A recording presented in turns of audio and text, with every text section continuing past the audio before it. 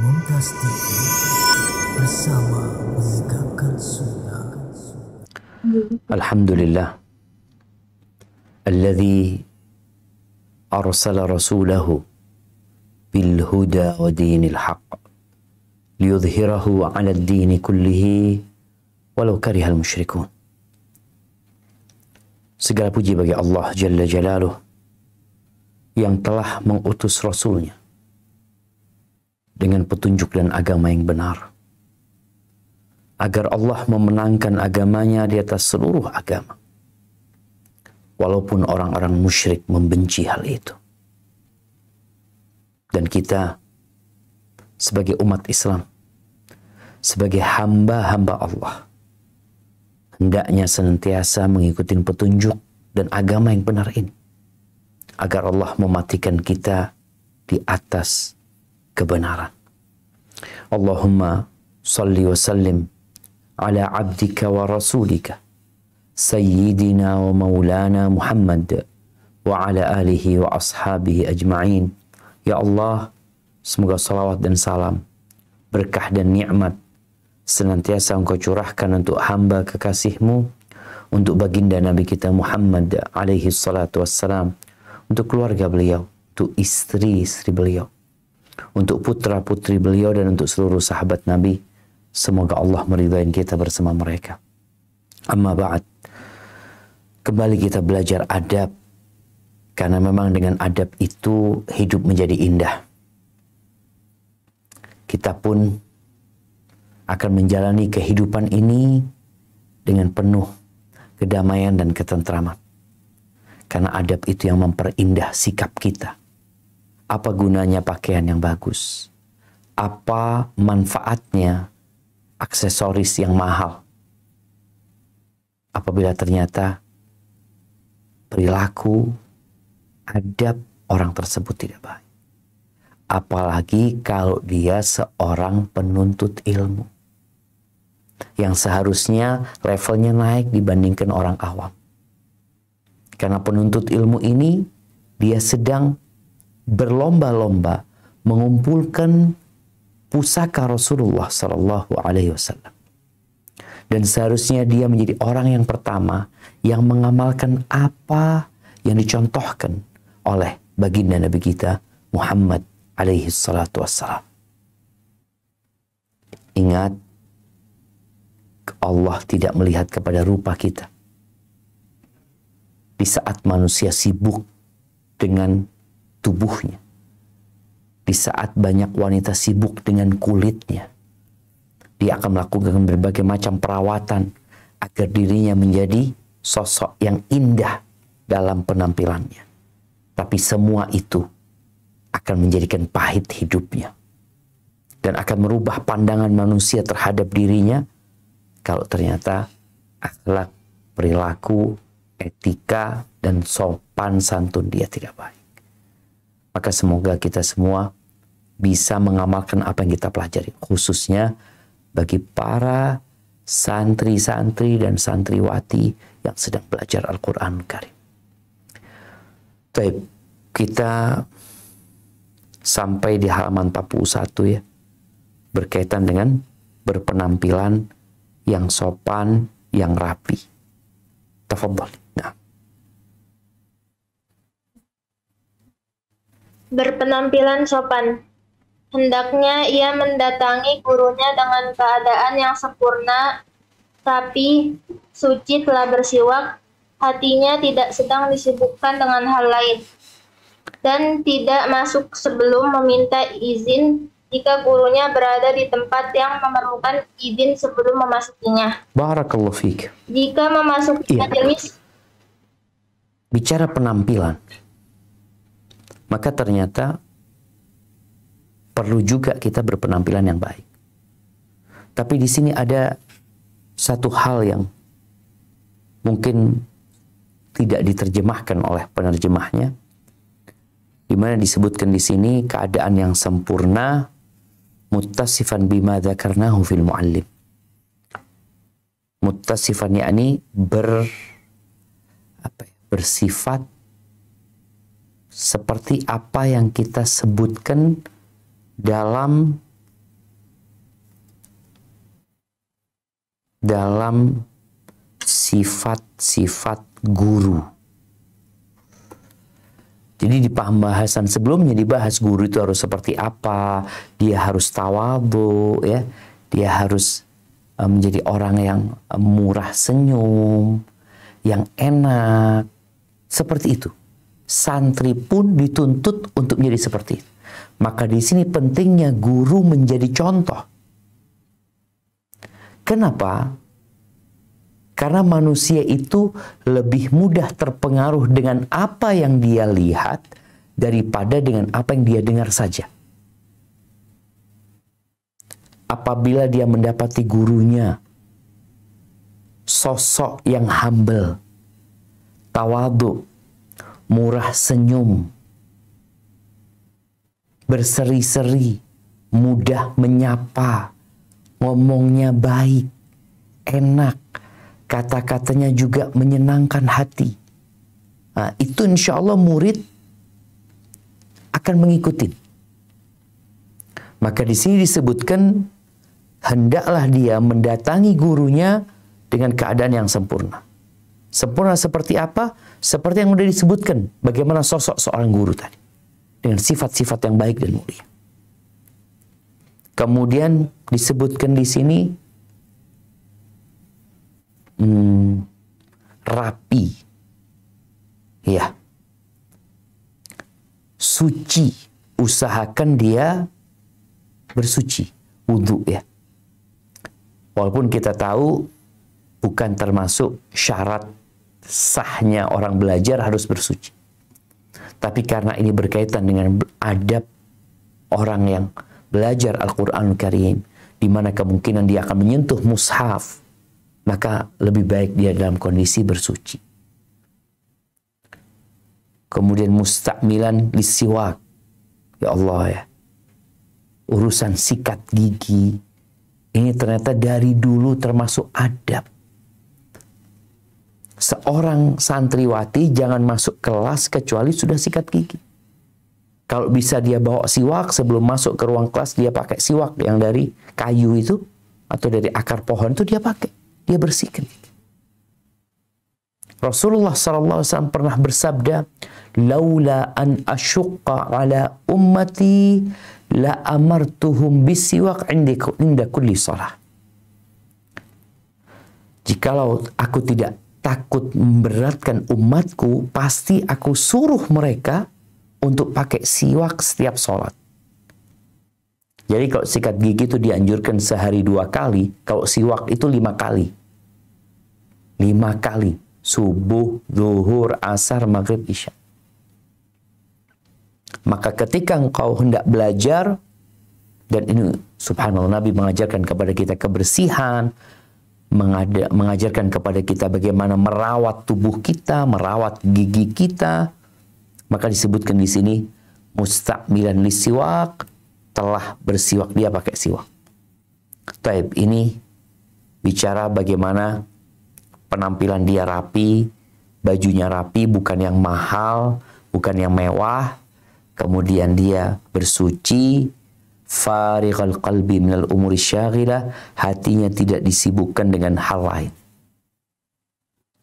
Maka handphone ini termasuk yang membuat kita sibuk dengan hal-hal yang lain. Kalau sebelum masuk kelas pegang handphone, masuk kelas, duduk, gurunya datang, pikirannya kemana-mana. Makanya terkadang sebagian santri, sebagian penuntut ilmu itu, kalau gurunya sedang belum nyampe, dia sibuk dengan handphonenya. Yang buka WhatsApp yang mungkin dia nonton, yang mungkin dia baca sesuatu, berita. Tolong ketika engkau mau belajar, pikiran itu harus dibersihkan dari segala hal yang menyibukkan kita. Kalau mau nunggu gurunya belum datang, mau pegang handphone, silahkan pegang handphonenya, baca yang berkaitan dengan pelajaran. Karena itu akan membantu konsentrasi, bukan malah memecahkan konsentrasi. Tapi kalau kita ternyata buka sesuatu yang tidak ada hubungannya dengan pelajaran, ketika gurunya datang, kita belum konsen. Saat teman-teman yang lain sudah mendapatkan manfaat dari penjelasan gurunya, nih anak nggak dapat. Karena masih kemana-mana kepikiran. Mungkin dia tadi ngelihat, umpamanya dia buka toko online ya. Bentar lagi 5 menit lagi mau datang nih gurunya. Dia buka toko online, mau beli ini, beli itu. Akhirnya ketika gurunya datang, pikiran dia sedang di pasar. Maka ini menjadi adab yang perlu dipraktekkan oleh para penuntut ilmu. Kemudian disebutkan di sini, tidak masuk kecuali dengan izin. Kalau memang gurunya ada di tempat yang harus izin. Artinya dalam ruangan yang tertutup. Beda kalau masjid terbuka, ya langsung duduk aja. Tapi kan ada yang model di kelas. Ketika model seperti gurunya ngajar di kelas, jangan masuk kecuali izin. Nggak dikasih izin, jangan masuk. Dan kita tahu adab izin itu 3 kali. Al-isti'dzanu salat. Kadangkala ada gurunya memang yang tidak mau murid masuk setelah dia. Oleh karena itu ketika guru masuk, pintunya ditutup sama guru. Ini menunjukkan bahwa sang guru nggak mau murid masuk setelah dia. Ketika dia minta izin, Assalamualaikum. Sekali, Assalamualaikum 2 kali, 3 kali, nggak dibukain, pulang. Jangan maksa masuk. Karena engkau sudah telat dan engkau dapat mengganggu konsentrasi anak-anak yang datang lebih dahulu. Kadang-kala sebagian penuntut ilmu itu marah. Kenapa aku nggak boleh masuk? Aku kan telatnya dikit. Aku kan ke toilet. Aku kan gini. Engkau mungkin bisa punya 1000 alasan. Tapi apabila engkau sudah ditutup pintunya dan guru tidak memberikan izin kau masuk, jangan masuk. Kemudian di sini, jika masuk ke majelis, hendaklah mengucapkan salam. Assalamualaikum. Karena kita tahu, yang sedikit mengucapkan salam kepada yang banyak. Kalau ada satu yang jawab, sudah selesai. Jadi nggak harus semuanya jawab. Kalau memang dia bisa mengucapkan taib. Dilanjutkan bacaannya. Jika memasuki majelis. Jika memasuki majelis, hendaknya mengucapkan salam kepada orang-orang yang hadir dan menghaturkan salam khusus padanya. Begitu pula ketika hendak beranjak pulang, sebagaimana tercantum dalam hadis, "Falaisatil ula bi ahaqqa minats tsaniyah." Tidaklah salam yang pertama lebih utama dari yang kedua. Barakallahu fiik. Naam. Ini bicara salam, masuk salam, keluar salam. Dan bicara keluar ya, ketika mau pulang.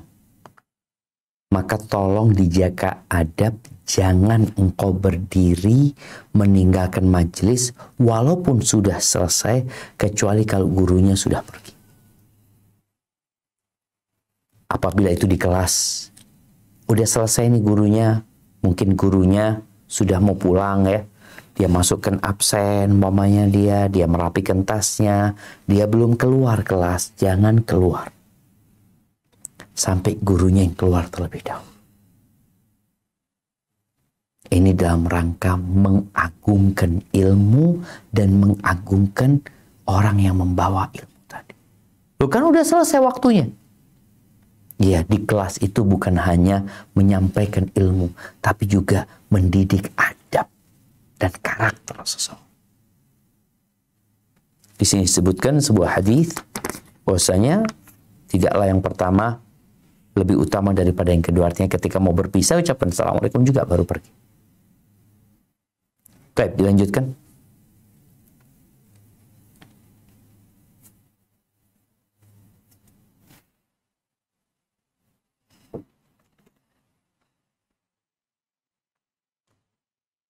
Nah, janganlah yang melangkahi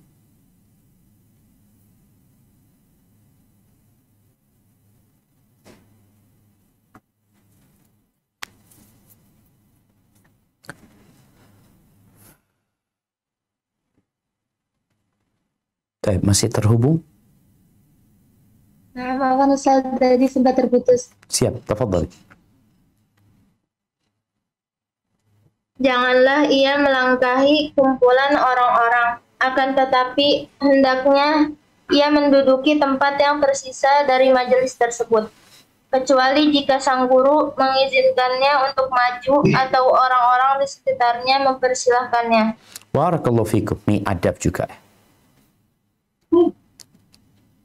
Nabi SAW pernah lagi khutbah Jumat, tahu-tahu ada sahabat yang datang melangkahi orang-orang yang udah duduk lebih dahulu. Mungkin dia lihat ada tempat di depan ya, yang mungkin dia duduk situ, dilangkahi nih orang-orang. Ini tanda orang itu kurang adabnya. Nabi SAW mengatakan kepada orang yang melangkahin pundak-pundaknya orang itu ketika khutbah Jumat, ijlis. Laqad anaita wa adait. Engkau sudah terlambat ganggu orang lagi. Udah datangnya terlambat menyakiti orang lain. Orang itu lagi fokus dengerin, tahu-tahu ada yang melangkah di samping dia, ngelangkah lagi. Maka duduklah di majelis yang tersisa. Oh, anak kepingin deket. Ya, kalau kepingin deket, datangnya lebih awal. Jangan datangnya terlambat, ingin duduk di paling depan. Kecuali di sini disebutkan. Kecuali gurunya. Karena ada orang-orang, mungkin ada murid-murid yang penting ya buat sang guru. Yang mungkin dia akan mencatat, dia akan membaca untuk sang gurunya. Suaranya bagus dan lantang. Tapi mungkin dia punya sesuatu yang menyebabkan dia terlambat. Gurunya mengatakan, sini, maju ke depan. Ya udah. Karena disuruh sama gurunya, engkau maju ke depan sebagai bentuk taat dan patuh kepada guru.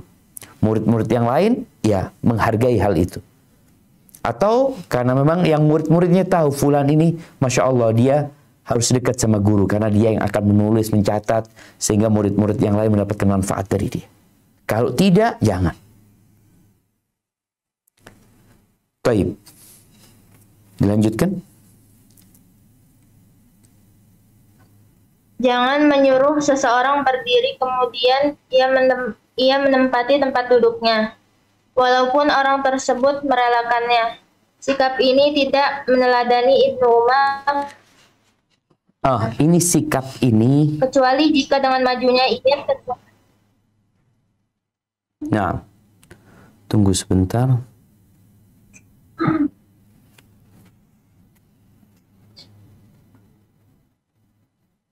Sikap ini tidak meneladani Ibnu Umar. Sikap ini dalam rangka meneladani Ibnu Umar. Ya, diganti tadi. Sikap ini tidak meneladani Ibnu Umar, tapi sebagai bentuk, atau tadi sebagai bentuk meneladani Ibnu Umar.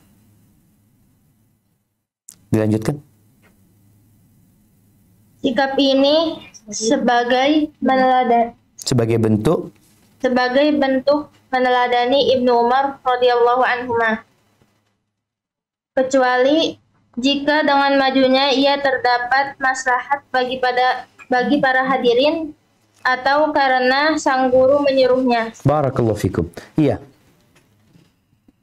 Abdullah bin Umar bin Khattab radhiyallahu anhuma, dia meriwayatkan sebuah hadis sebagaimana disebutkan oleh Imam Bukhari dan Muslim, bahwa Rasul sallallahu alaihi wasallam bersabda, la yuqimanna ahadukum rajulan min majlisi.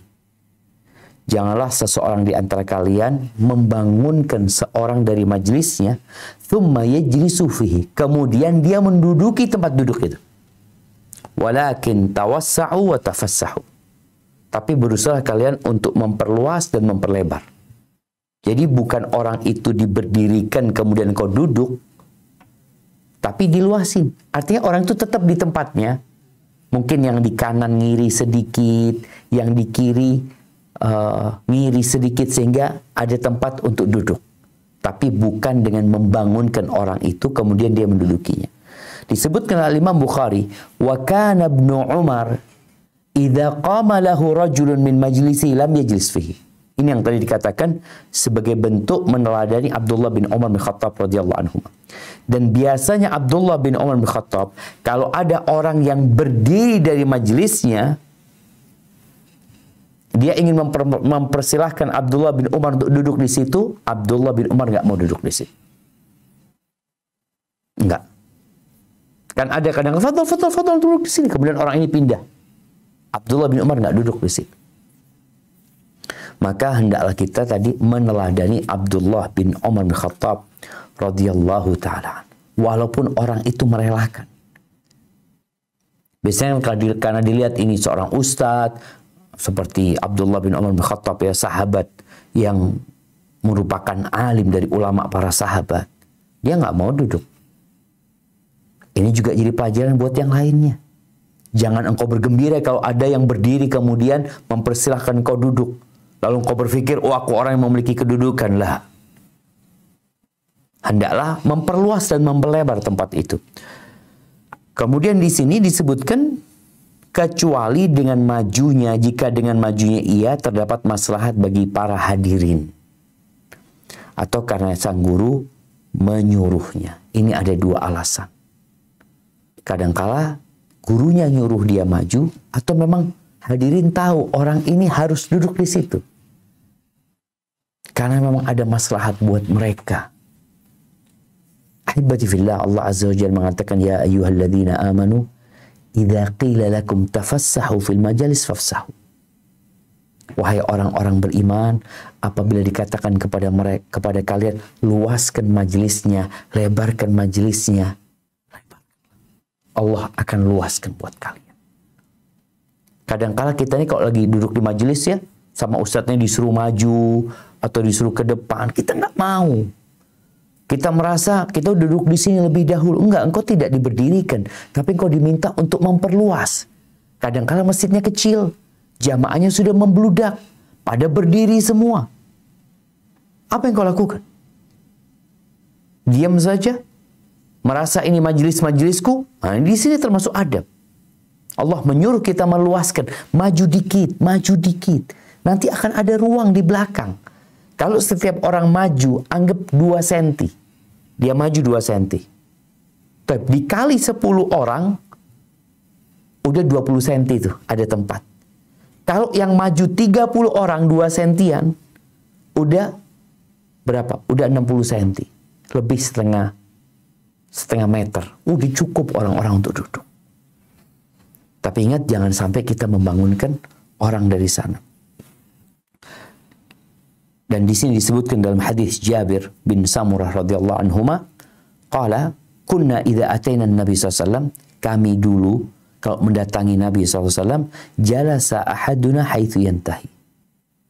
Biasanya kita akan duduk di tempat terakhir sudah, yang tersisa. Bukan malah melangkain orang, ya, untuk duduk di tengah atau membangunkan orang supaya kita duduk di sana, enggak. Baik, dilanjutkan. Jangan pula duduk di tengah-tengah halaqah kecuali mendesak ataupun duduk menyisip di antara 2 orang tanpa izin dari keduanya. Jika masih ada tempat di majelis untuknya, hendaknya ia duduk dan bergabung. Baik, ini duduk di tengah-tengah halaqah, ya. Kan halaqah itu bentuknya seperti setengah putaran biasanya, atau melingkar, ya. Disebut halaqah seperti itu. Jangan sampai engkau tahu-tahu duduk di tengah sana. Dengan harapan lebih dekat sama gurunya. Enggak. Di tempat terakhir engkau sudah. Karena memang sudah gurunya itu kadangkala sudah bikin jarak. Antara dia dengan muridnya mungkin anggap ada 1 meter. Kan ada jarak tuh. Jangan duduk di tengah sana. Illa li darurah. Kecuali kondisinya mendesak. Contoh yang mendesak, di belakang udah nggak ada tempat, hujan turun deras, dia mau nggak mau harus di situ duduknya. Tapi usahakan ketika duduk di tengah itu, ya minta maaf atau minta izin sama gurunya. Kemudian disebutkan di sini, tidak boleh duduk ataupun duduk menyisip di antara 2 orang tanpa izin dari keduanya. Iya, baina sahibain. Antara 2 orang yang bersahabat. Kadang-kala kan orang ini datang ke majelis barengan nih. Si A sama B ini adalah sahabat. Dia duduk di majelis berdampingan. Kita nggak boleh duduk di tengahnya memisahkan mereka. Nggak boleh. Kecuali dapat izin. Kalau dikasih izin, disebutkan jika masih ada tempat di majelis untuknya.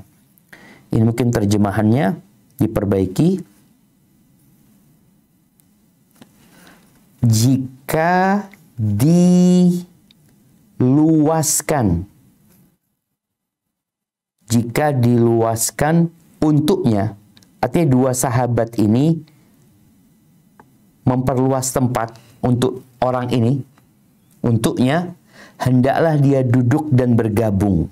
Baru dia boleh duduk. Dan ucapan bergabung ini wallahu alam ya. Di sini disebut wa dhamma nafsahu, dia menghimpun dirinya.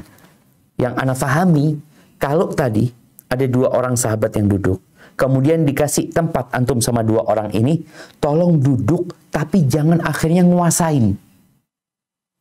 Tapi ya udah engkau duduk, bagaimana menghimpun dirimu supaya orang ini tetap bisa berdekatan. Karena kadang-kala ada orang jamaah yang dikasih tempat malah merajai.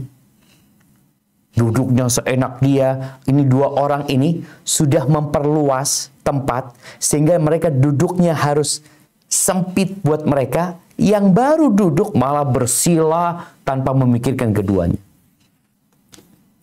Ada memang tabiat-tabiat buruk seseorang. Sampai ada istilah apa ya, istilah di bahasa Jawa ya, dikasih hati grogor empelo katanya. Jadi udah dikasih sesuatu malah dia mau ngambil yang lainnya. Kalau engkau dikasih izin duduk, tadi engkau berusaha untuk menghimpun dirimu, jadi bukan malah duduknya diluas-luasin, tapi udah duduk, yang penting alhamdulillah sudah punya tempat duduk. Ini adab bermajelis. Yang terkadang sebagian orang belajar hadir di majelis ilmu tanpa belajar adab, terkadang dia di majelis itu malah menyakitin orang lain. Seharusnya dia pulang dapat pahala, malah dia pulang dapat dosa. Seharusnya dia pulang diampuni dosa-dosanya, ternyata dia nggak diampuni dosa-dosanya. Gara-gara ada adab yang tidak dijaga. Baik, dilanjutkan.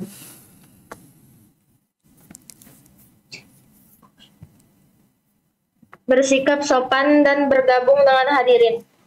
Hendaknya ia juga bersikap baik dan sopan pada hadirin yang menghadiri majelis sang guru karena hal itu merupakan adab terhadap guru dan demi menjaga majelisnya. Barakallahu fikum. Di sini ada yang perlu ditambahkan. Di hadapan sang guru sebagai murid dengan tidak meninggikan suku. Nah, yang ada yang perlu ditambahkan di sini, hendaklah ia bersikap baik dan sopan pada hadirin. Sebelum hadirin ini ditambahkan ma'arifqatihi, bersikap baik dan sopan pada kawan-kawannya dan para hadirin. Jadi kadangkala yang datang ke majelis itu kan kayak model nih anak-anak yang sekarang sedang belajar di Markas Ahli Mahabbatillah. Kadang-kala mereka udah punya kawan tuh. Pemanya santrinya ada 20 orang. Nah itu kawan-kawan dia. Tapi kadang-kala ada orang lain yang ikut hadir di majelis itu. Maka disebutkan di sini, hendaklah dia beradab, bersikap baik dan sopan kepada siapa? Kepada kawan-kawan dia sesama penuntut ilmu dan kepada orang-orang yang hadir di majelis syekh tersebut.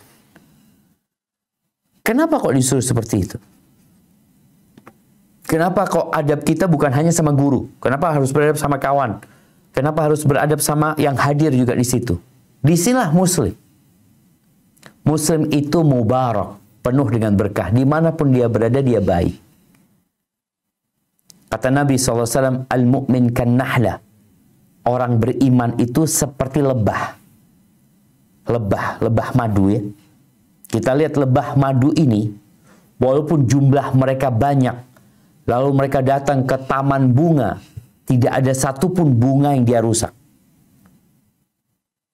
Dia akan ambil yang terbaik, dan dia akan pergi tanpa meninggalkan jejak yang buruk.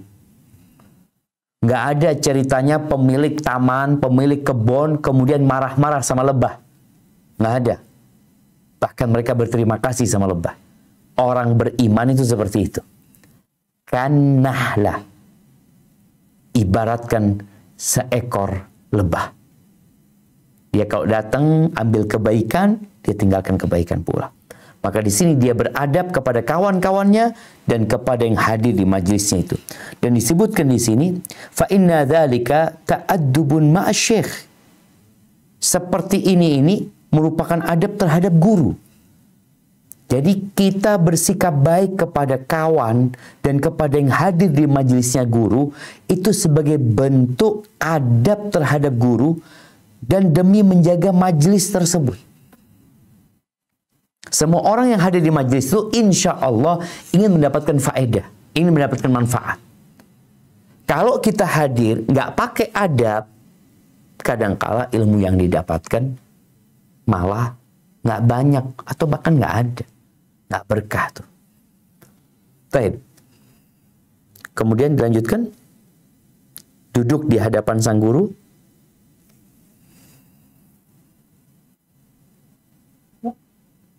Duduk di hadapan sang guru sebagai murid dengan tidak meninggikan suara, tertawa, atau banyak bicara jika tidak perlu. Tidak memain-mainkan tangan atau anggota badan lain maupun menoleh ke kanan dan ke kiri tanpa ada keperluan. Tetapi hendaknya ia memperhatikan sang guru dan mendengarkan perkataannya dengan saksama. Masya Allah, barakallah fi. Duduknya murid itu, ya duduk sebagai murid. Murid itu gimana sih duduknya? Jangan engkau murid duduknya seperti guru. Guru itu dia mungkin duduknya di atas ya. Mungkin dia bersila di atas sana. Engkau sebagai murid di bawah bagaimana duduknya? Anda lihat sebagian murid ya, kalau di kelas yang pakai kursi, itu duduknya sebagian menunjukkan atau menampakkan kemalasan dia. Atau kadang-kadang kecongkakan dia. Contoh nih, duduk murid ya, yang tidak baik, dia duduk di kursi sambil bersandar gini, mungkin dia duduk. Dia memandang kepada gurunya sebagai sosok orang yang capek, males. Ada yang duduk ya. Ada yang kursi sama meja ya. Akhirnya dia duduk sambil gini. Enggak, duduklah sebagai sosok yang sedang ingin menuntut ilmu. Tunjukkan semangatmu. Makanya kadang-kadang kita lihat anak TK itu lebih semangat daripada yang tua-tua. Lihat anak-anak kayak di rumah ya. Kalau sudah diajari sama ibunya, atau diajari sama gurunya di sekolah ya, anak tuh biasanya sang guru mengatakan, mana semangatmu? Wah, anak-anak ini semangatku. Kemudian sang guru mengatakan, duduk, siap, rapi. Langsung duduk. Jadi memang menunjukkan nih anak mau belajar. Jadi sejak kecil tuh anak diajari adab belajar. Cuma yang besar kadangkala lupa sama adab tuh. Dulu udah diajarin. Pikirnya tuh adab yang dia pelajarin ketika TK itu hanya untuk anak-anak TK. Padahal sebenarnya tuh adab adalah ada penuntut ilmu walaupun nanti dia sudah besar dan sudah dewasa. Tetap duduknya rapi, duduk siap, rapi, semangat. Duduk tuh mereka. Seneng nih kita itu kalau ngelihat anak-anak duduk rapi, ya, siap, penuh dengan semangat, Masya Allah. Kemudian di sini ditambahkan oleh Imam Nawawi bahwa ketika dia duduk di hadapan sang guru sebagai murid, duduknya murid, tidak meninggikan suara, nggak teriak-teriak kalau ngomong, tidak tertawa-tertawa. Nah, wala yarfa' sautahu raf'an balighan, tidak meninggikan suara, ditambah di sini tanpa keperluan. Kadangkala nih muridnya di belakang, dipanggil sama gurunya, ditanya sama gurunya, engkau harus angkat suaramu dengan kadar yang didengar sama guru. Karena kadang-kala suaranya kecil, gurunya tanya, aidil kalam, coba diulangi ngomongnya. Berarti kan nggak dengar gurunya. Ketika itu engkau boleh angkat suara. Kemudian tidak tertawa. Wala yadhak. Di kelas itu usahakan serius.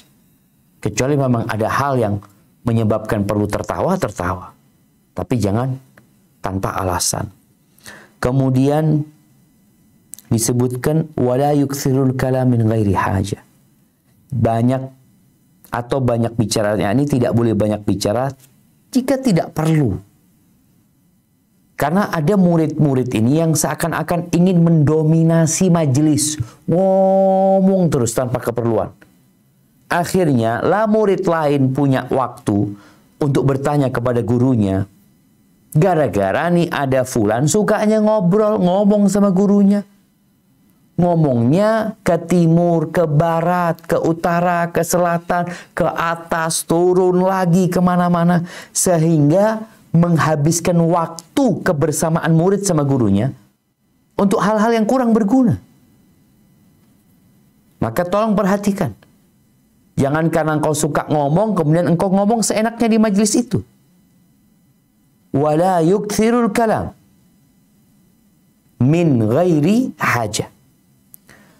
Wala ya'bath biyadih, tidak memain-mainkan tangan atau wala bi ghairiha, tangan atau anggota badan lainnya. Mungkin nggak perlu ditulis anggota badan lainnya ya. Tidak memain-mainkan tangan atau yang lainnya.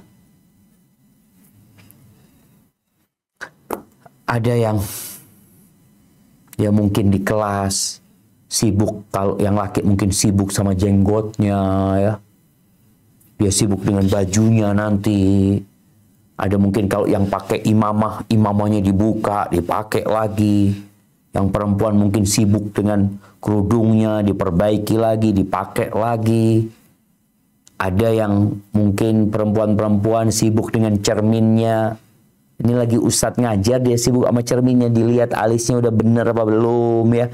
Dia lihat lipstiknya, enggak. Ini hal-hal yang ya termasuk bermain-main. Abath itu perbuatan sia-sia. Ketika di majelis ilmu itu, ada mungkin yang sibuk potong kukunya karena dilihat kukunya masih panjang ya, lupa nggak dipotong. Kemudian dia potong kukunya. Di majelis ilmu, lah, engkau di situ datang untuk belajar. Kemudian disebutkan di sini, wala yaltafit yaminan wala shimalan. Jangan noleh kanan, noleh kiri, tanpa keperluan. Engkau fokus menghadap kepada guru. Jadi termasuk adab belajar itu menghadap ke gurunya. Kemudian tadi menghadap ke gurunya, mendengarkan dengan seksama. Sebagian ulama nih menyebutkan dalam kitab mereka ya. Disebutkan di sini, wa idza kunta muta'alliman, apabila engkau seorang murid, fa adabul muta'allim ma'al mu'allim, adabnya murid terhadap guru, hendaklah dia memulai mengucapkan salam kepada gurunya. Jangan banyak bicara di depan gurunya. Wala yatakallam ma lam yas'alhu ustaz, jangan ngomong kecuali kalau ditanya sama gurunya. Kemudian jangan membantah ucapan gurunya dengan mengatakan, oh ini pendapatmu ini bertentangan dengan pendapat fulan. Seperti yang sudah kita bahas. Kemudian jangan musyawarah sama teman duduknya. Yakni jangan ngomong sama teman duduknya. Soalnya kadang-kala guru lagi memberikan penjelasan atau guru sedang bertanya kepada salah satu murid, sebagian murid itu ngobrol sama temannya. Umpamanya kadang-kala ngobrolnya tentang ilmu jamaah. Umpamanya gurunya mengatakan qala Rasulullah sallallahu alaihi wasallam min husni islamil mar'i tarkuhu ma la ya'ni. Ini ada murid yang nggak tahu arti yaknihi itu apa, dia nggak tahu. Ini dia tanya, ma makna yakni? Ini termasuk kurang adab. Lu kan dia kepingin belajar, Ustadz. Kalau engkau ingin bertanya, tanya sama gurunya, angkat tanganmu. Ustadz, Ustadzah, afwan, ma makna yakni? Bukan dia musyawarah sama temennya, dialog sama temennya, diskusi sama temennya, dalam kondisi gurunya ada. Di kelas nih kadang-kala guru itu kan sedang mengevaluasi muridnya. Dia tanya, fulan, ma makna kada? Ma ra'yuka fi kada? Yang lainnya karena merasa tidak ditanya, dia nggak dengerin. Dia ngobrol sama temennya. Sehingga tatkala nanti guru bertanya kepada fulan, fulan ini akhirnya tanya, mas su'al ya Ustadz, pertanyaannya apa? Ini tanda qalilul adab, kurang adabnya murid. Dia bertanya kepada Ustadz tentang pertanyaan yang sebenarnya sedang ditanyakan kepada murid yang lain. Tapi karena pikirnya nih murid itu hanya untuk fulan, dia nggak dengerin. Kadang-kala murid ini jawab, itu enak ngomong sendiri. Lah, maka dikatakan di sini, wala yushawir jalisahu fi majlisi. Jangan bermusyawarah sama teman duduknya pada saat bermajelis sama guru. Kecuali gurunya sudah pergi, engkau mau tanya sama teman duduk. Tapi jangan tanya kepada kawanmu pada saat guru sedang menyampaikan ilmu. Atau guru sedang berdiskusi dengan salah satu murid. Jadi usahakan kondisi kelas ini, ketika guru sedang menanyakan kepada fulan, ini yang ditanyakan semua harus tahu. Ketika sang murid menjawab, semua harus mendengar. Jadi semuanya fokus ke sana. Jangan berpikir tadi mengatakan, oh itu bukan tanya kepada ana. Naam, tapi engkau berada di majelis yang sama. Yang boleh jadi pertanyaan itu dilemparkan kepada dirimu. Maka tolong menghadap ke gurunya, memperhatikan, dilihat gurunya itu. Jangan tolah-toleh. Sampai ada cerita ya, Masya Allah. Ceritanya, Yahya ibn Yahya ibn Layth. Al-Layth, Yahya ibn Yahya Al-Laythi. Tunggu sebentar, mudah-mudahan nggak salah namanya. Yahya ibn... Naam, Yahya ibn Yahya Al-Laythi. Dia ini muridnya Imam Malik ya. Meninggal tahun 234 Hijriah. Dia adalah imam dan ulama Andalusia. Dia datang dari sana jamaah, belajar ke Madinah. Lagi belajar sama Imam Malik, Yahya bin Yahya Al-Laythi ini, tahu-tahu datang ke kota Madinah ini gajah. Kita tahu gajah termasuk makhluk langka di Jazirah Arab sana, apalagi di masa itu. Datang gajah. Karena ada teriak-teriak orang di luar, gajah-gajah itu, semua muridnya Imam Malik di Masjid Nabawi bubar. Lari semuanya nonton gajah. Kecuali Yahya ibn Yahya Al-Laythi.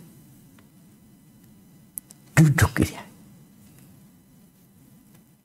Akhirnya ditanya oleh Imam Malik, kenapa engkau nggak pergi sama kawan-kawanmu untuk melihat gajah? Katanya Yahya ibn Yahya Al-Laythi, ji'tu li ara Malikan. Aku datang ke sini untuk belajar dan melihat Imam Malik, bukan untuk nonton gajah. Tuh, Masya Allah, Yahya bin Yahya Al-Laythi ini berkah ilmunya. Muridnya Imam Malik itu ada yang lebih tua dari Yahya, lebih senior. Tapi hampir riwayat Muwatta Imam Malik yang lebih akurat ya, itu riwayat Yahya bin Yahya Al-Laythi. Sampai Al-Imam Muslim, sahibus sahih, itu meriwayatkan dari jalurnya Yahya bin Yahya Al-Laythi rahimahullahu ta'ala. Kenapa? Karena dia menghormatin gurunya, karena dia mengagungkan majelis ilmu, dia datang untuk belajar. Yang parah nih sekarang murid-murid gurunya lagi ngajar, dia sedang pegang handphone. Nonton bola, nonton berita. Memang dia ada di majelis, tapi dia sejatinya meninggalkan majelis itu. Barakallahu fiik. Nah, dilanjutkan.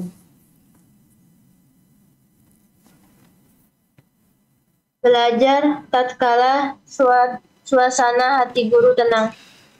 Termasuk yang sangat perlu diperhatikan adalah hendaknya ia tidak menyetorkan bacaannya pada sang guru tatkala kondisi hati sang guru sedang gusar, bosan, murka, sedih, gembira, lapar, haus, ngantuk, gelisah, dan sebagainya yang menyusahkan dan menyebabkannya tak bisa berkonsentrasi dan bersemangat.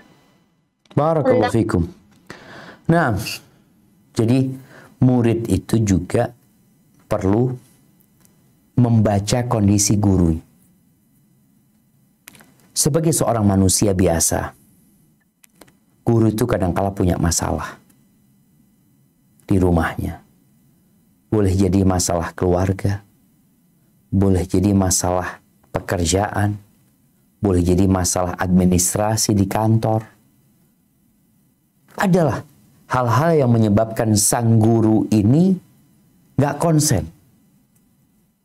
Dia memang datang ke kelas, dia datang ke masjid. Apalagi sekarang kan banyak kondisi di mana sang guru punya waktu yang sudah ditetapkan, ada jadwalnya. Sang guru datang jam 9 pagi. Nih jam 9. Iya, pekan lalu kenapa Ana nggak bisa ngisi? Karena memang ada kondisi yang membuat Ana nggak bisa fokus untuk ngajar. Gurunya nggak bisa fokus, ada masalah. Di sini sang murid perlu memberikan uzur kepada gurunya.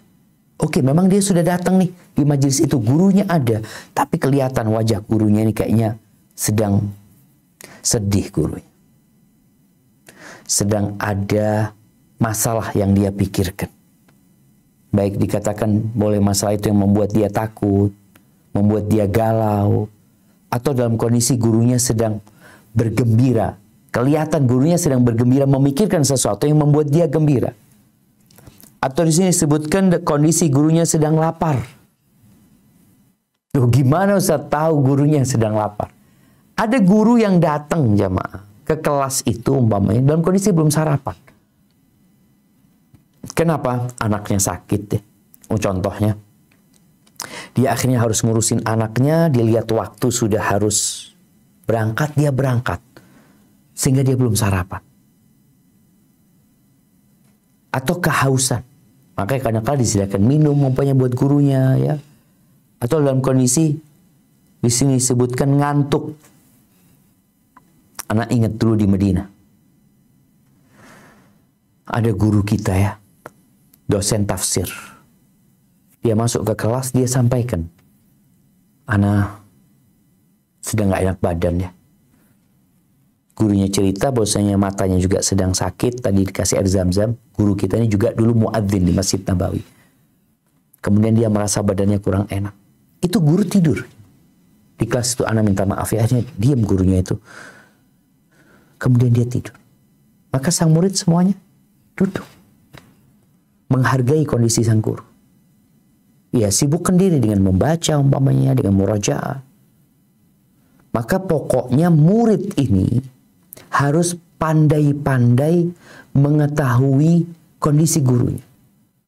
Ada guru yang sedang marah, kadang-kala dia datang ke kelas ya, dia kok kayaknya lagi punya masalah sehingga agak marah, di nadanya kelihatan ketika dia ngajar, maka sang murid berusaha untuk diam, perhatian udah sama gurunya. Jangan ditanya macam-macam. Di sini disebutkan hendaklah ia mengambil kesempatan pada waktu-waktu sang guru sedang bersemangat. Iya. Lihat gurunya sedang enak diajak ngomong. Nah, di sini manfaat. Kita tanya lagi, tanya lagi. Jadi murid juga harus paham ketika dia tanya gurunya jawabannya kok kayaknya kurang kurang enak gitu. Ya udah, nggak usah ditanya lagi. Diam. Makanya pada saat Rasul SAW ya marah ya Mak. Beliau alaihissalatu mengatakan, "Salu, coba engkau tanya sama aku. Kalian tanya sama aku." Kalian tanya. Semuanya diam sahabat.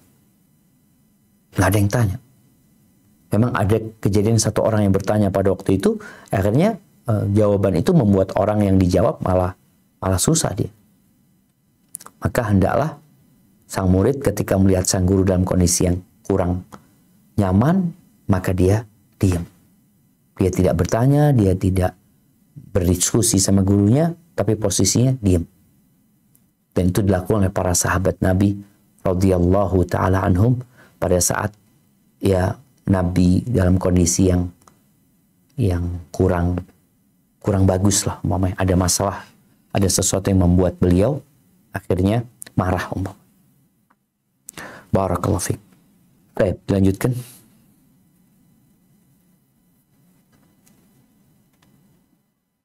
Hendaknya ia mengambil kesempatan pada waktu-waktu sang guru sedang bersemangat. Di antara adabnya, hendaknya ia bersabar menghadapi sikap keras sang guru dan keburukan perilakunya.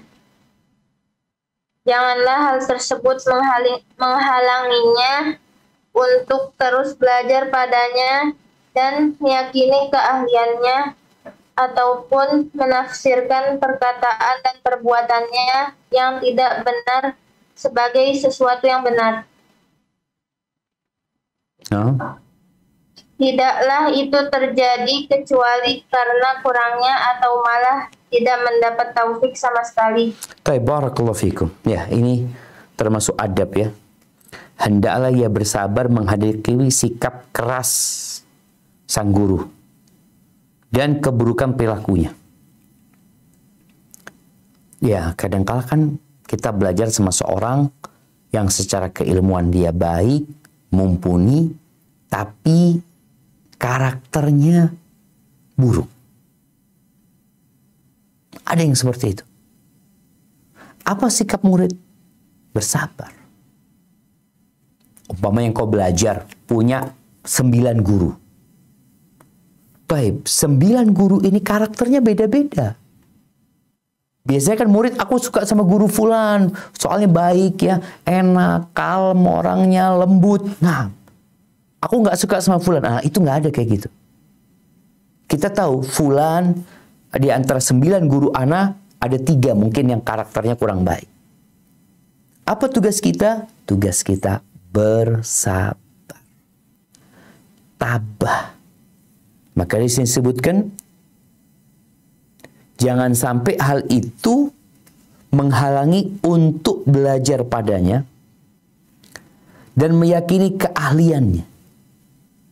Artinya secara keilmuan dia bagus, tapi gara-gara perilakunya akhirnya kita jadi nggak mau belajar sama dia. Jangan, kita akan kehilangan faedah, kehilangan manfaat. Makanya dikatakan ya, yang namanya innat tabiba wal muallima kilahuma la yansahani idza huma lam yukrama. Sesungguhnya guru sama dokter itu, 2 orang ini, kalau kita nggak sabar, kita tidak menghargai, maka kita sulit akan mendapatkan faedah dari keduanya. Ada dokter yang mungkin kasar, tapi kita tahu ini dokter ini ngerti dengan masalah penyakit ini dan itu. Kalau aku akhirnya tidak sabar menghadapi dokter ini, ya akhirnya nggak sembuh-sembuh yang sakit. Umpamanya seperti itu. Maka di sini seorang murid ketika tahu karakter gurunya kasar, umpamanya nggak enak, ada kadang-kala guru yang dikatakan killer umpamanya, tugas murid adalah bersabar. Kemudian di sini disebutkan wa yata'awwal li af'alihi, bukan ataupun ya, dan hendaklah dia, tambahin di sini, dan hendaklah dia menafsirkan perkataan dan perbuatannya yang secara zahir dan perbuatannya yang secara zahir kurang baik, atau di sini zahirul fasad, dan hendaknya menafsirkan perkataan dan perbuatannya yang secara zahirnya salah, secara zahirnya salah dengan penafsiran yang benar. Takwilat sahih dengan penafsiran yang benar. Nah, jadi ketika kita ngelihat sikap gurunya kok kurang baik ya, omongannya kurang baik, ya udah carikan penafsiran yang benar. Murid nih tugasnya. Bukan malahan kita mengarahkan kepada penafsiran yang salah. Dicari penafsiran yang benar. Ini tugasnya murid tuh. Karena dia tahu gurunya memang tadi mungkin akhlaknya kurang baik ya. Ya udah cari penafsiran yang baik. Kemudian disebutkan di sini, tidaklah itu terjadi kecuali dengan kurangnya atau malah tidak mendapatkan taufik sama sekali. Ini kurang tepat ya tafsirannya. Fama ya'jizu an dzalika, dan tidaklah atau dan orang yang tidak mampu melakukan itu, disebutkan, dan orang yang tidak mampu melakukan itu kecuali orang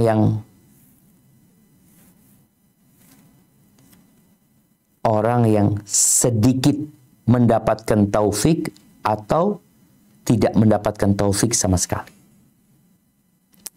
Artinya kalau murid nggak bisa menafsirkan perbuatan gurunya, perilaku gurunya yang secara zahirnya itu rusak, salah dengan penafsiran yang benar, kecuali ini murid memang disebutkan di sini qalilut taufik. Ini murid yang tidak mendapatkan taufik kecuali sedikit atau nggak dapat taufik sama sekali. Sehingga dia nggak dapat manfaat dari gurunya. Berapa banyak murid yang kayak gitu? Gara-gara sikap gurunya yang dia anggap kurang baik, dia tidak mau menafsirkan dengan penafsiran yang baik. Malah dia tambahin dengan penafsiran yang berat. Padahal dia tahu guru ini ustadznya, ini yang mengajarkan kebaikan. Kalau ada yang kurang baik dari dirinya, dia manusia biasa.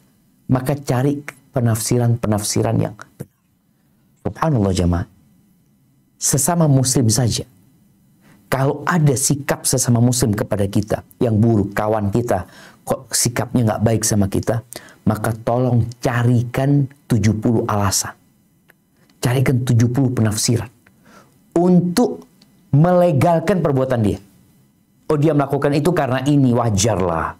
Dia berbuat itu karena ini, wajarlah. Kita seperti itu. Jadi kita yang berusaha murid mencarikan alasan-alasan yang dengan itu kita menerima kesalahan guru kita. Itu kalau benar-benar kesalahan, boleh jadi kita aja yang salah paham. Maka di sini disebutkan tidak ada orang yang lemah, artinya yang nggak mampu melakukan itu kecuali tadi orang qalilut taufik, atau memang nggak dikasih taufik sama sekali, nggak dikasih petunjuk sama Allah Subhanahu wa taala orang ini. Baik, dilanjutkan.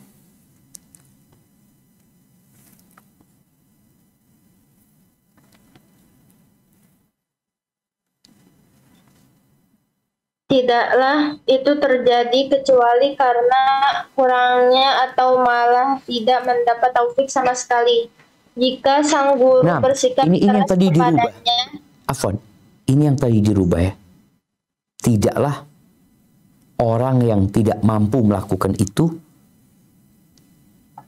tidaklah orang yang tidak mampu melakukan itu kecuali karena kurangnya atau malah tidak mendapatkan taufik sama sekali. Seperti itu. Nah.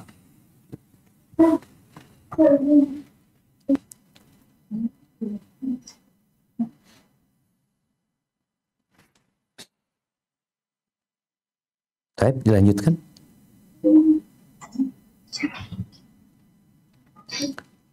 Tidaklah orang yang tidak mampu melakukan itu kecuali orang yang sedikit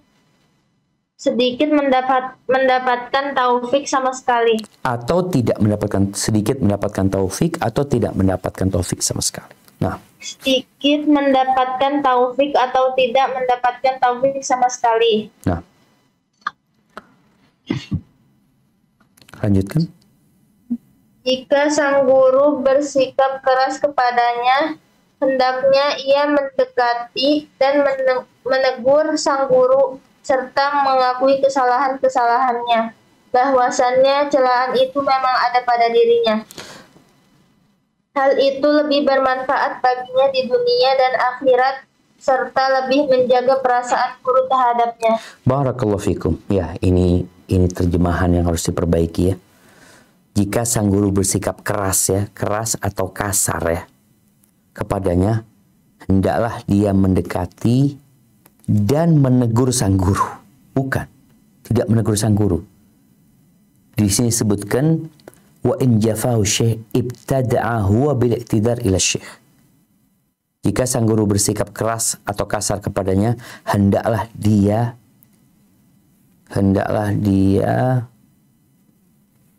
yang mendekati dan mulai meminta maaf kepada gurunya. Jadi sang murid ini bukan menegur sang guru, tapi dia meminta maaf kepada gurunya. Taib. Wa adhara anna dzamba lahu, dan dia menampakkan, sang murid ini menampakkan bahwa dialah yang berbuat salah, muridnya. Serta dikatakan di sini, serta mengakui ya, serta menunjukkan bahwa bahwa itu adalah kesalahan-kesalahannya. Wal atab alaih, dan bahwasanya celaan itu memang ada pada dirinya. Ini pada diri murid ya. Hal itu lebih bermanfaat baginya fid dunya wal akhirah, dan lebih menjaga perasaan guru terhadapnya. Nah, jadi seperti itu. Ketika sang murid ini disikapi kurang baik sama gurunya, yang dia lakukan, dia yang datang ke gurunya. Dia yang minta maaf sama gurunya. Dia tunjukkan dia yang salah, murid yang salah. Minta maaf. Dan dia yang tercela sebenarnya. Kadang-kala murid ini lebih pinter menvonis gurunya. Ah, ini guru memang nggak benar. Ini guru, ana sudah datang di awal waktu. Ana nggak telat sebenarnya. Ana diusir sama guru. Ana gini gitu. Kadang-kala sang murid ini berusaha mencari alasan untuk dirinya dalam rangka pembenaran dirinya. Sekarang dibalik sebagai adab. Engkau yang mencari alasan dalam rangka membenarkan sikap guru. Dalam rangka apa? Membenarkan sikap guru. Kenapa guru berbuat itu? Oh pantas, ana yang salah. Itu kesalahan ana. Engkau yang datang minta maaf sama guru. Bukan malah engkau cerita sama kawan-kawanmu menyalahkan gurunya. Ini ada murid yang seperti itu. Ana punya ustadzah memang kayak gitu. Ani itu. Pilih kasih mah ustadz ana ini tuh. Jangan. Engkau yang salah. Engkau tunjukkan. Sikap kasar ini karena ana. Loh, kalau ternyata gurunya benar-benar salah, ya udah antara guru sama Allah. Tapi ana sebagai murid, bagaimana menjaga perasaan guru dengan cara tadi. Datang minta maaf sama gurunya. Ana yang salah, Bu Guru. Ana mohon maaf. Ustadzah, ana minta maaf ya. Karena sikap ana. Bukan malah sang murid yang mencari pembenaran atas kesalahan dia. Seharusnya dia cari pembenaran atas kesalahan gurunya. Ini adab agar ilmu yang didapat berkah. Baik, dilanjutkan.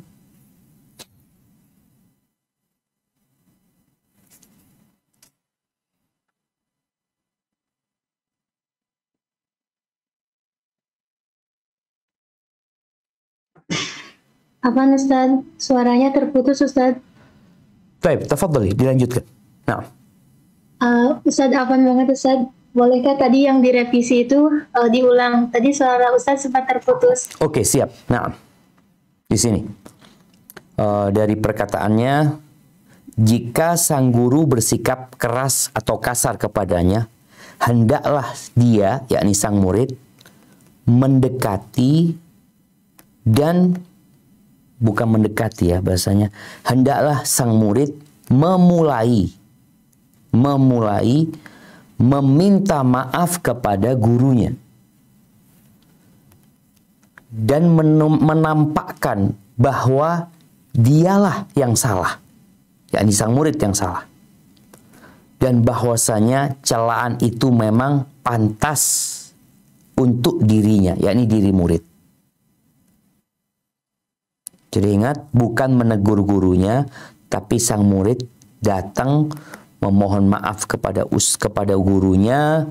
Dia mengakui atau menampakkan kesalahan-kesalahan dari dirinya, bahwa celaan itu memang pantas untuk dirinya. Ini maksudnya.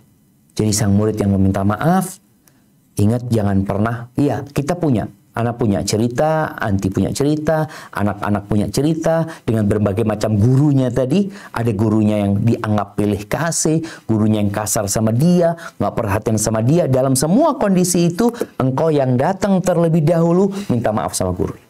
Minta maaf Ustaz. Bukan malah engkau cari pembenaran atas sikapmu. Gurunya memang enggak, aku. Jadi ketika belajar, engkau harus sering menyalahkan dirimu. Guru seperti itu karena aku. Maka datang minta maaf sama guru. Tunjukkan anak yang salah Ustazah, mohon maaf Ustazah, doakan anak semoga anak dikasih petunjuk sama Allah SWT. Itu akan lebih menjaga perasaan guru dan engkau akan lebih manfaat ketika belajar. Sekali lagi buat para murid, jangan engkau sibuk mencari pembenaran atas sikapmu, tapi seharusnya engkau mencari pembenaran untuk sikap gurumu. Itu murid yang benar. Barakallahu fiik. Nah.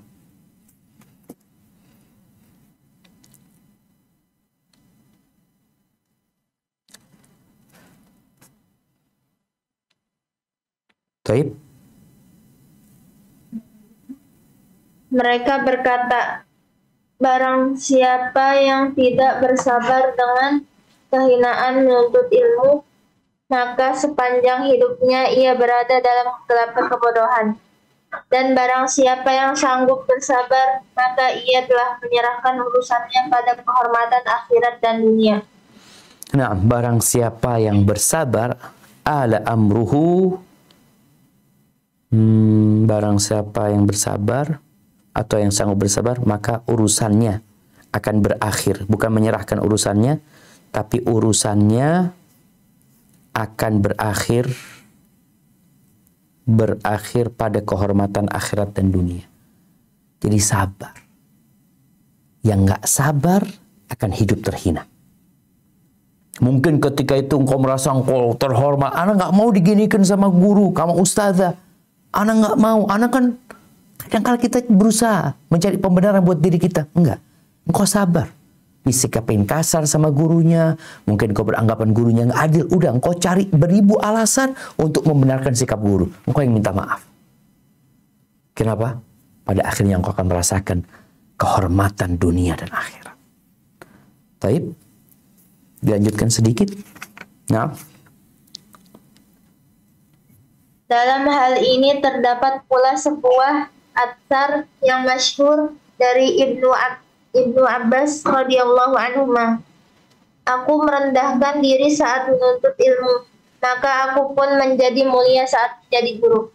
Barakallahu fikum. Nah, apabila kita sebagai murid itu merendahkan diri belajar, kalau engkau akan dihormatin sama orang, dihargain, dicari sama orang, karena ilmumu berkah.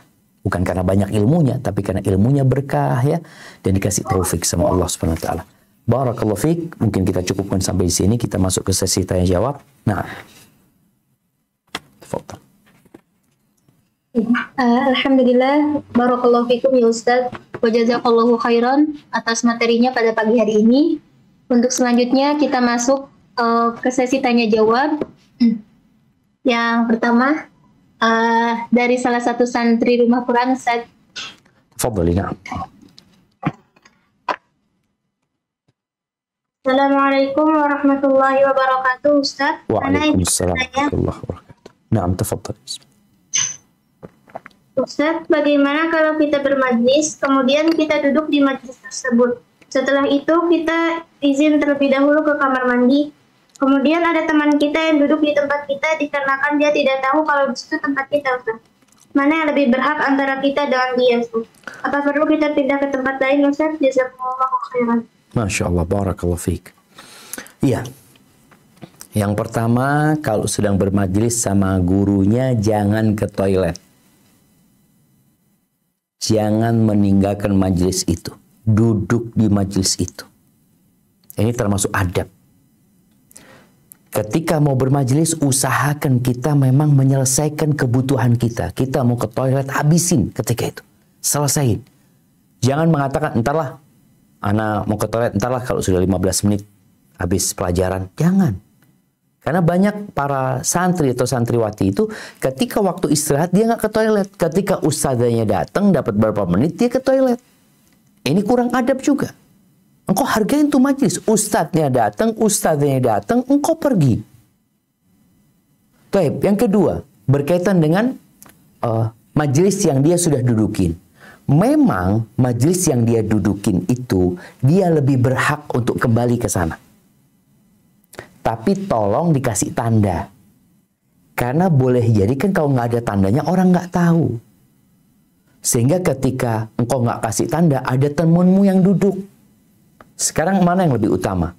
Kan Nabi SAW melarang kita untuk membangunkan orang dari tempat duduknya. Sedangkan ini dia duduk di tempat kita. Maka sebenarnya engkau boleh membangunkan dia kalau itu memang tempatmu. Pada awalnya. Tapi untuk menghindari konflik, karena engkau memang tidak memberikan tanda di situ, engkau mungkin cari majelis lain. Karena jangan sampai lagi belajar, nih 2 orang ribut, ana tadi duduk di sini. Ini juga termasuk qalilul adab. Guru lagi ngajar, nih murid ribut sama murid satunya. Tapi kalau memang gurunya belum hadir ya, kemudian sang murid ini tadi ketika dia datang dari toilet, ternyata ada yang duduk di tempatnya. Dia ngomong, afwan, ana tadi duduk di sini, ana dari toilet. Ini mungkin saksinya fulan, umpamanya. Ketika fulan memberikan, oh iya betul, fulan duduk di sini. Dia datang duluan, cuma dia keluar. Maka silahkan kau duduk di tempatmu, karena memang kau lebih berhak dengan tempatmu tadi. Tapi kalau sudah datang gurunya, engkau duduk di tempat yang terakhir. Agar tidak terjadi obrolan antara engkau dengan dia sedangkan pelajaran sudah dimulai. Hadza wallahu a'lam bissawab. Nah. Jazakallahu khairan Ustaz. Selanjutnya dari yang raise hand, silahkan kepada Ummu Abi. Assalamualaikum warahmatullahi wabarakatuh, Ustaz. Waalaikumsalam warahmatullahi wabarakatuh. Ahlan wa sahlan. Naam, tafadhali. Assalamualaikum warahmatullahi wabarakatuh. Izin bertanya, Ustaz. Naam. Ini misalkan kan ana di majelis tahsin gitu ya. Siap. Biasanya kan ibu-ibu nih pesertanya gitu. Ya. Biasanya kan ibu-ibu biasa lah ya. Ada yang kerempongan nanya gitu. Terus ada yang bicara sendiri ketika ustazahnya kita tuh sedang memberikan materi. Atau sekedar untuk ngasih tahu temennya gitu. Itu sebagai kita teman gitu. Terkadang kita juga diajak ngobrol nih Ustaz. Padahal kita udah. Nah, terus?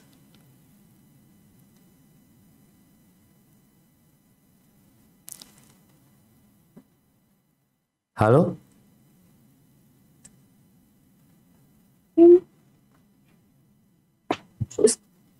Sebagai wali murid Ustadz. Siap. Sebagai wali murid kan di kelas gitu. Begini Ustadz. Kan berlaku gini.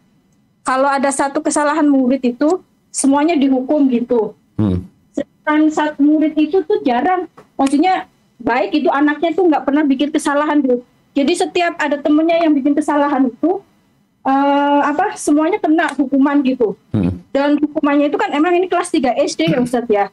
Jadi untuk nulis surat Al-Mursalat itu sama artinya gitu. Masya Allah. Jadi anak tuh sebagai yang anaknya ini, jadi anaknya gini, aku nggak mau sekolah, gurunya begitu. Orang aku nggak pernah bikin salah, kenapa aku dihukum terus? Gara-gara temen gitu Ustadz. Yeah. Terus sikapnya harus gimana ya Ustadz ke gurunya anak tersebut? Masya Allah. Heran. Barakallahu fiik. Assalamualaikum warahmatullahi wabarakatuh. Waalaikumsalam warahmatullahi wabarakatuh. Iya, jamaah rahimakumullah. Yang pertama, pertanyaan tadi berkaitan dengan bagaimana kita bermajelis ya. Sebenarnya tadi udah dibahas panjang lebar. Harapannya sebelum kajian tahsin itu dimulai, sampaikan kepada gurunya untuk dikaji adab belajar. bicara sama temen. Kadang-kala mak-mak ini gurunya lagi ngajar, dia ngobrol, dia tanya. Mungkin pertanyaannya memang berkaitan dengan ilmu, tapi tolong di majelis itu jangan. Tanyanya sama gurunya. Ketika guru sedang ngajarin satu orang, yang lainnya mendengarkan dan menyimak. Bagaimana sikap kita nih kepada mama yang diajak ngomong? Misalnya kita yang diajak ngomong sama dia nih, sikap kita gimana?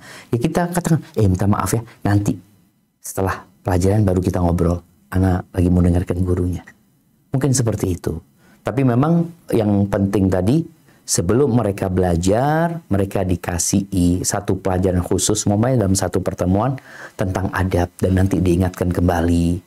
Karena mungkin ya emak-emak ini kan mungkin sudah umur, tapi tetap bicara adab itu, mereka adalah orang yang lebih pantas menjalankan adab-adab kemuliaan sebenarnya, walaupun gurunya mungkin lebih muda daripada emak-emak yang sedang belajar tahsin. Adapun pertanyaan yang kedua tadi berkaitan dengan wali murid ya. Kalau pertanyaannya apa sikap kita terhadap gurunya, sebenarnya apa sikap kita terhadap anak kita? Tadi disebutkan kalau gurunya kasar, mungkin punya aturan yang memberatkan, ya sudah, kita yang berusaha untuk menerima aturan tersebut. Kita mencarikan alasan kenapa gurunya, cari pembenaran kenapa gurunya melakukan itu. Itu yang kita ajarkan kepada anak kita. Nah, cuma sekarang sistem pendidikan guru ini benar apa tidak? Itu mungkin perlu nanti diskusi antara wali murid bersama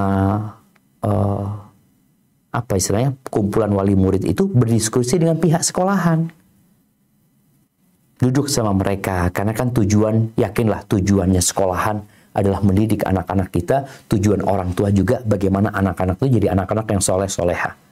Maka nasihat ana, kalau memang dilihat aturan itu terlalu memberatkan dan membuat anak-anak jadi bosan belajar, bahkan meninggalkan sekolah, maka perlu ada pihak dari wali murid ini bertemu dengan pihak sekolah, bukan dengan gurunya.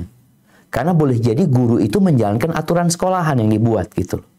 Maka bagaimana duduk sama pihak sekolahan, duduk di sana minta penjelasan, bukan mengkritik ya, tapi minta penjelasan. Nanti ketika dikasih penjelasan, boleh jadi ternyata penjelasannya rasional, bisa diterima, dan sudah terbukti. Ternyata cara itu terbukti membuat anak-anak itu jadi lebih baik, umpamanya seperti itu. Hanya saja orang tua kan baru masuk, sehingga dia jadi shock melihat aturan tersebut. Jadi intinya sebelum mengambil tindakan, duduk dulu sama pihak sekolah, sampaikan kenapa, tanyakan kenapa aturan ini dibikin, apakah memang aturan ini efektif untuk pendidikan anak-anak atau tidak, mungkin pihak sekolah yang akan memberikan penjelasan. Kalau ternyata memang, oh ini sedang percobaan, nanti akan dilihat setelah sebulan bagaimana hasilnya, orang tua pun bersabar. Karena memang bicara pendidikan ini, ada yang percobaan sebenarnya gitu loh jamaah ya. Percobaan dengan cara seperti ini apakah efektif atau tidak, maka Anda sekali lagi orang tua jangan mudah untuk menyalahkan gurunya, tapi yang lebih baik adalah memohon penjelasan kepada pihak sekolahan. Hadza wallahu a'lam bissawab. Nah. Jazakallahu khairan Ustaz. Untuk selanjutnya pertanyaan yang masuk di chat room Zoom. Izin bertanya Ustaz. Yang pertama, apakah diperbolehkan menegur kawan yang ramai atau mengobrol dengan yang sebelahnya selagi bermajelis dengan bilang kayak seperti itu Ustaz? Masya Allah, barakallahu fiik. Iya, jadi begini, kita ketika di majelis ya, kadangkala ada guru yang mungkin membiarkan. Jadi ada murid-murid yang dibiarin sama gurunya. Rame ini dibiarin, padahal mereka mengganggu kita. Tapi sikap guru membiarkan. Bagaimana dengan sikap kita? Sikap kita boleh menegur mereka, tapi tidak menimbulkan keributan yang lebih besar. Karena dalam mengingkari kemungkaran, jangan sampai menimbulkan kemungkaran yang lebih besar. Umpamanya nih, ya, kita kan, malah mereka ribut sama kita, aduh antum nggak usah sok suci, berarti kan menimbulkan keributan yang lebih besar, tinggalkan mereka. Tapi kalau enggak, umpamanya ketika mereka ribut, antum pegang tangan mereka, dan mereka kemudian jadi diam, maka silahkan. Jadi dalam mengingkari kemungkaran itu jangan sampai menimbulkan kemungkaran yang lebih besar. Karena boleh jadi sang guru memang sudah membiarkan mereka karena ada murid-murid yang tidak bisa dikasih tahu. Tinggal sikap kita bagaimana, umpamanya anak kayaknya harus menjauh dari mereka, anak cari majelis yang lain supaya anak bisa fokus. Tapi sekali lagi boleh kita menegur mereka asalkan tidak menimbulkan kemungkaran yang lebih besar, keributan. Nanti di belakang malah ribut. Yang awalnya hanya ada geremeng ya, hanya ada suara seperti suara tawon, gara-gara antum menegur, akhirnya terjadi keributan. Maka tolong mempertimbangkan maslahat dan mudaratnya. Barakallahu fiik. Nah. Untuk selanjutnya pertanyaan dari salah satu santri rumah Quran lagi, Ustaz. Tafadhali. Nah. Assalamualaikum warahmatullahi wabarakatuh. Waalaikumsalam warahmatullahi wabarakatuh. Ahlan wa sahlan ya Khawla. Tafadhali. Khawla izin bertanya, bagaimana hukumnya memutus perbicaraan guru padahal penjelasan yang dibicarakan bakal keluar, tapi dia udah tanya duluan. Nah, Masya Allah, barakallahu fiik. Ya, di sini ya. Jadi memang bicara adab ini, kenapa perlu dipelajari terlebih dahulu agar kita benar-benar dapat berkah dari ilmu tadi. Kalau ustadz atau guru sedang memberikan penjelasan, nggak boleh memotong omongan guru. Mungkin sebagian murid ini memang ada yang ingin ditanyakan. Apa yang harus dilakukan? Kadang-kadang dia ngomong, anak takut, anak mau tanya sekarang, Ustaz, takut nanti lupa. Maka tulis. Jadi sang murid ini ketika guru memberi penjelasan, dia ada sesuatu yang ingin dia tanyakan, tulis. Tulis, ini nanti anak mau tanya sama guru, ini nanti.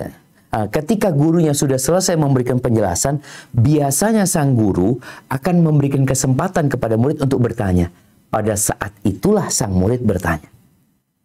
Jadi termasuk adab nggak boleh memutus omongan gurunya walaupun dengan pertanyaan. Selesai gurunya memberikan penjelasan, engkau baru, afwan ustazah, ana mau tanya 3 hal. Bacakan yang pertama ini, udah dicatat tadi tuh. Yang kedua, karena seperti yang dikatakan Khawlah tadi, boleh jadi yang akan kita tanyakan bentar lagi akan dijelasin sama gurunya. Cuma kita kan tadi karena terburu-buru. Maka termasuk adab, hendaklah mendengarkan ucapan gurunya, penjelasan gurunya sampai selesai. Setelah selesai, baru bertanya. Kalau memang ternyata belum dijelasin sama gurunya. Mungkin seperti itu. Barakallahu fiik. Nah. Baik. Perkiraan berapa lagi pertanyaan, Ustaz? Mungkin tinggal 2 lagi pertanyaannya. Terus kita masuk ke kuis. Baik, Ustaz. Untuk selanjutnya dari yang raise hand, Ibu Dewi, tafadholi. Bismillahirrahmanirrahim. Assalamualaikum warahmatullahi wabarakatuh. Ustaz, Waalaikumsalam warahmatullahi izin bertanya. Nah. Begini Ustaz, mengenai adab mendengarkan kajian secara online. Jadi kadang-kadang saya ini kan dulu suka kegiatan itu musik gitu ya, harus musik ya Ustaz. Nah sekarang alhamdulillah saya ganti dengan mendengarkan kajian gitu. Kadang yang streaming, kadang yang rekaman. Tapi kadang kalau pas di rumah sambil saya menyapu dan berkegiatan tapi nggak duduk manis gitu Ustaz. Bahkan kadang seperti kayak di tempat kerja juga, daripada kita dengerin musik kan kita mendengarkan seperti ini, misalnya ada Zoom seperti ini, saya sambil di tempat kerja gitu Ustaz. Tapi jadi ya kadang fokus di sini, fokus sama kerjaan kayak gitu. Itu adabnya bagaimana ya Ustaz? Sama yang keduanya, kalau misalnya bermakmum dengan imam, seperti contohnya salat subuh, kita tuh gerakannya misalnya kan sedang belajar mengenai gerakan sifat salat Nabi gitu ya Ustaz ya. Itu kalau kita duduk rakaat kedua kan iftiros gitu. Tapi kalau di masjid imamnya kan tawaruk, terus kita tidak misalnya nggak pakai kunut, tapi imamnya pakai. Nah kalau kita kayak yang apa yang kita pengen lakukan tuh kadang samping kanan kiri kan kayak aneh gitu. Nah itu apakah harus gerakannya mengikuti imam semuanya atau ya sesuai yang sedang kita jalankan? Itu saja Ustaz. Jazakallahu khair. Semoga Ustaz sudah melindungi Allah Subhanahu wa taala. Assalamualaikum warahmatullahi wabarakatuh. Masya Allah, kayaknya pertanyaan udah habis nih karena 2 pertanyaan. Baik, berkaitan dengan pertanyaan yang pertama tadi, iya. Jadi memang alhamdulillah kita dikasih kemudahan sama Allah sekarang ya, bisa menuntut ilmu, bisa mendengarkan kajian dalam semua kondisi. dalam kondisi kita naik motor, naik mobil, bekerja, subhanallah. Maka memang kalau bicara adab yang sempurna, ya kalau bisa kita duduk mendengarin dalam kondisi kita tadi dikatakan bersuci umpamanya, mencatat, itu kondisi yang sempurna. Tapi ada kondisi yang memanfaatkan waktu. Artinya tadi disebutkan biasa dengarkan musik ya, na'udzubillah, sekarang alhamdulillah Anda dengarkan kajian, ya nggak apa-apa, sudah semampunya. Soalnya kadangkala yang namanya ada kesibukan ini akhirnya nggak terdengar. Sebenarnya apa yang disampaikan Ustadz nggak terdengar. Tapi nanti ketika sudah nggak sibuk, kita fokus lagi. Insya Allah nggak apa-apa. Yang seperti itu, tinggal niatnya, niat dan minta pertolongan sama Allah SWT. Adapun pertanyaan yang kedua tadi berkaitan dengan mengikuti imam. Kata Nabi SAW, innama ju'ilal imam liyu'tamma bihi. Imam itu diadakan untuk diikuti. Jadi ada gerakan-gerakan imam yang memang harus diikuti. Kata Nabi SAW, idza kabbaral imam fakabbiru. Kalau imamnya takbir, engkau ikut takbir. Ini yang harus diikuti. Tapi bagaimana takbirnya? Kan ada dua pendapat. Umpamanya yang tangannya sampai ke ujung telinganya atau ke dadanya. Ini tidak harus diikutin. Tapi yang harus diikutin adalah takbirnya. Idza raka'al imam farka'u. Kalau imamnya ruku, kalian ruku. Imamnya bangun, kalian bangun. Imamnya sujud, kalian sujud. Bentuk sujudnya seperti apa? Kan kalau bicara sujud, ada sujud, mungkin ada dua pendapat para ulama. Ada yang meletakkan tangan terlebih dahulu, ada yang meletakkan lutut terlebih dahulu. Gerakan yang ini tidak harus kita ngikutin imam, tapi gerakan harus ruku atau sujudnya kita harus ikutin imam. Begitu pula masalah duduk. Jadi karena masalah duduk-duduk ini boleh jadi nggak terlihat gitu loh. Apalagi makmum perempuan. Imamnya ini duduknya tawarruk apa iftirash, itu satu hal yang tidak selalu terlihat. Tapi tugas kita adalah ketika imamnya duduk, kita ikut duduk. Adalah bentuk duduknya seperti apa, itu kembali seperti yang kita pelajarin. Kalau kita melihat bahwasanya sunnahnya lebih kepada tawarruk, silahkan. Atau kita kepada iftirash, seperti yang kita pelajari, kita iftirash. Adapun berkaitan dengan ketika imamnya umpamanya kunut, maka sebagai makmum yang lebih utama mengikuti imamnya. Dia juga kunut atau mengaminkan kunutnya imam. Karena itu hal yang bisa diikutin dan bisa terlihat. Imamnya sedang kunut nih sekarang. Aku ngapain sekarang? Ya ikut kunut bersama imamnya. Hadza wallahu a'lam bishawab. Mungkin kita masuk ke sesi kuis. Naam, tafadhali. Jazakallah khairan Ustaz untuk jawaban-jawabannya. Kemudian untuk selanjutnya kita masuk kepada sesi kuis. Untuk yang ingin menjawab, silakan untuk raise hand setelah pertanyaan selesai dibacakan. Tafadhol ya Ustaz. Baik, pertanyaan yang pertama. Apa sikap murid kalau punya ustaz? Ini buat santriwati ya. Apa sikap santriwati kalau punya ustazah yang kasar dan keras sikapnya? Bersabar. Bukan cuma bersabar. Apa tadi disebutin? Ayo.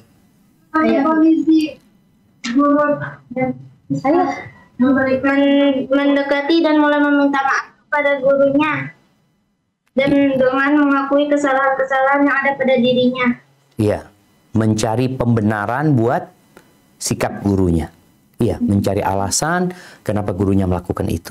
Jadi bukan malah mencari pembenaran untuk diri murid, tapi mencari pembenaran buat gurunya. Barakallahu fiik. Jadi bersabar, kemudian dia yang datang minta maaf sama gurunya, bahwasanya dialah yang tercela gara-gara ustadzah bersikap seperti itu karena dia. Kemudian dia mencari penafsiran-penafsiran tentang sikap gurunya yang nampaknya kurang baik dengan penafsiran yang baik. Barakallahu fiik. Pertanyaan yang kedua.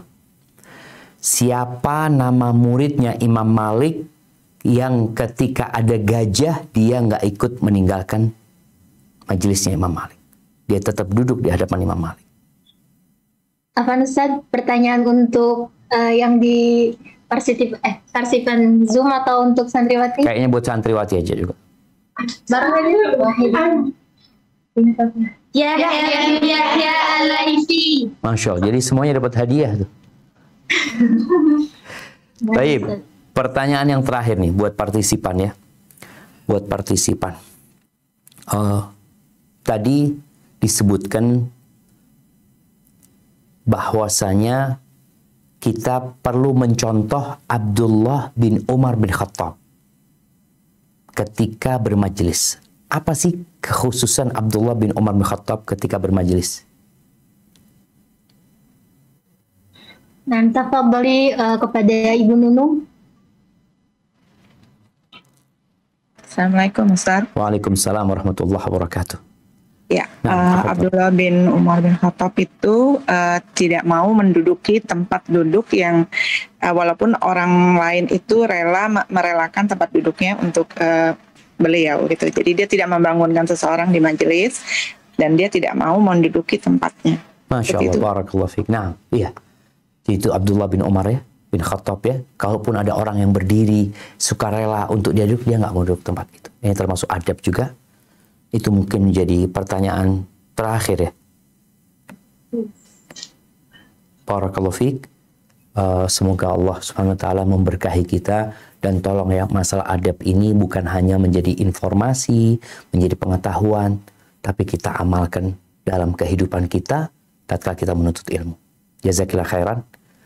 Anda kembalikan ke moderator. Barakallahu fiik.